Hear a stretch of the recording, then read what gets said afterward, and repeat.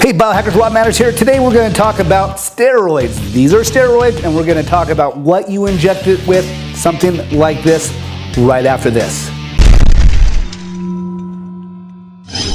All right, guys, I'm a little under the weather here, but we're going to talk about these steroids. But first, I'm going to give you a pro tip. I have a cold. It just came down with a cold just yesterday. So what I like to do is I take my Monster or whatever energy drink you use, and you're airborne. And this is like a zinc tablet, and you pop it in the can, right in your energy drink. So that is a pro tip, man. You got to be a pro to do shit like this. Man, I am thinking on the edge. But let's get on to the steroid part of the video. I'm getting a lot of emails about, hey, can I use an insulin needle to inject steroids? Short answer is no. This is an insulin needle. I mean, it is very, very small. This is a much larger syringe, and it is very big compared to, let's say, this. Steroids come in an oil. This oil is injected into the muscle, and it sits there for a week, and is slowly distributed into the blood system via the muscle. It is a thick oil, and there is no way in hell that it's going to go through this. No. Now you're thinking, well, what about a water-based steroid?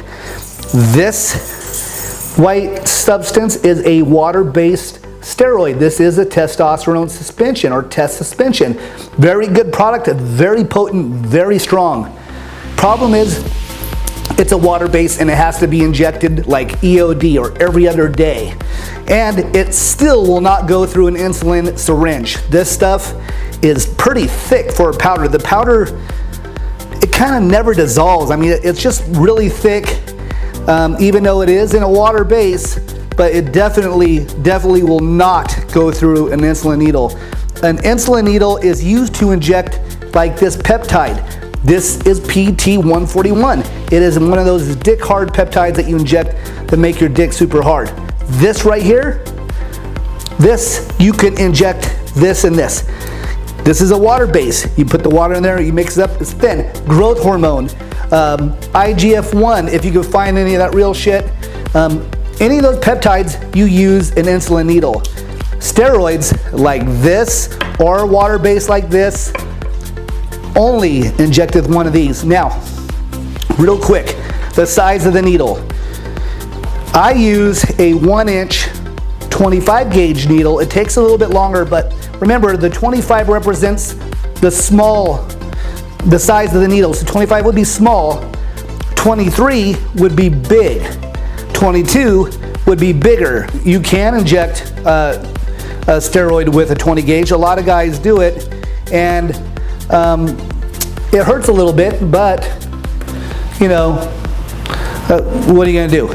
25 gauge hurts a little less. Put it this way, a little less scar tissue with a 25 opposed to a 20. Some people are used to hitting with a 20. This is a 20, 1.5-inch needle. Depending on how thick you are of a person. Now I'm a small dude, I have no body fat. So I use a 1-inch needle. I don't need to go as deep as some other guys. If you're, you know, and you're like 220, 250 pound guys, they'll probably use a 1.5-inch needle just like this. And that's it for the video, man.